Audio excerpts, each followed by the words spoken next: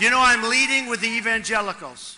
I'm a good Christian, and I'm leading with the evangelicals. And I want to tell you something. Christianity, and I put it in the same vein and sometimes in the same sentences, Christianity is being chipped away at in this country. In this country. It's being chipped away at, and I'm not going to let it happen. You know, I was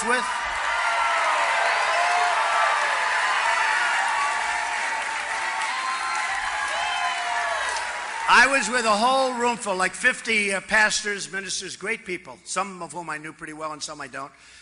And I said to them, let me ask you a question. How many Christians, evangelicals, but just Christians, do we have in this country? And they were saying maybe 250 million, maybe 260 million.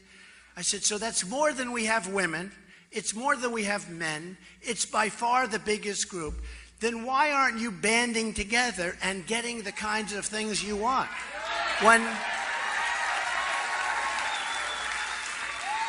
When people talk about we need a temporary ban on Muslims until we find out what is going on here, okay?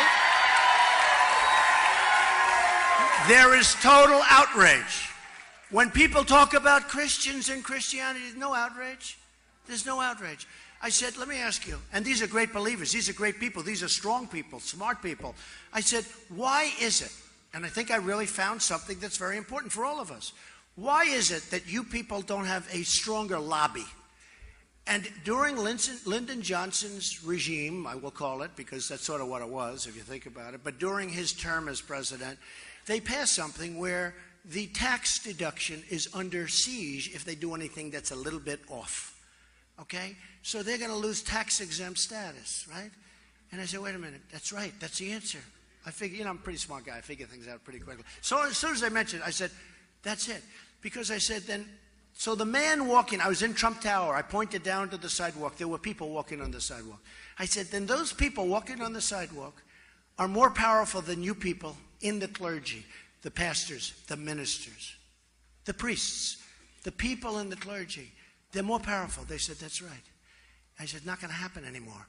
We're going to get rid of that thing. I want Christianity to have a strong flavor. Why did we ever pass a thing like that?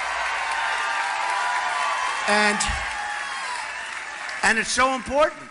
I mean, really, they've shut Christianity down. And these are great people, but they're afraid to do. For instance, some people came up to me, Mr. Trump, I love you.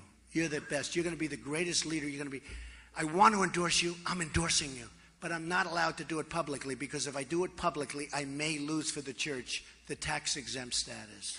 So they're really being silenced, and we can't let that happen. We can't let that happen. I don't care about the endorsement.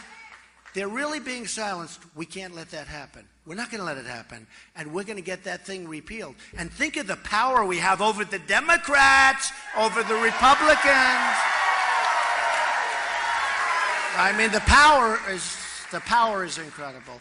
So we're going to get that taken care of, and we're going to be back. And I'll tell you what, come Christmas time, we're going to all be in these department stores that don't have Merry Christmas, and we're going to see Merry Christmas right in those stores, right? They don't put it up anymore. We're going to see Merry Christmas at the department stores again, folks. You goes into these stores, you don't even see Merry Christmas anymore. You say, why? Why? The store owners and the big companies, especially like Macy's, which is a very disloyal company. But these big companies, they don't want to use it because it's not politically correct. It's going to be not politically correct not to put it up. You watch. You watch. You watch. So we're going to be saying Merry Christmas again. So I told you, they're chipping away at Christianity, and they're chipping away at the Second Amendment every year. Chip, chip.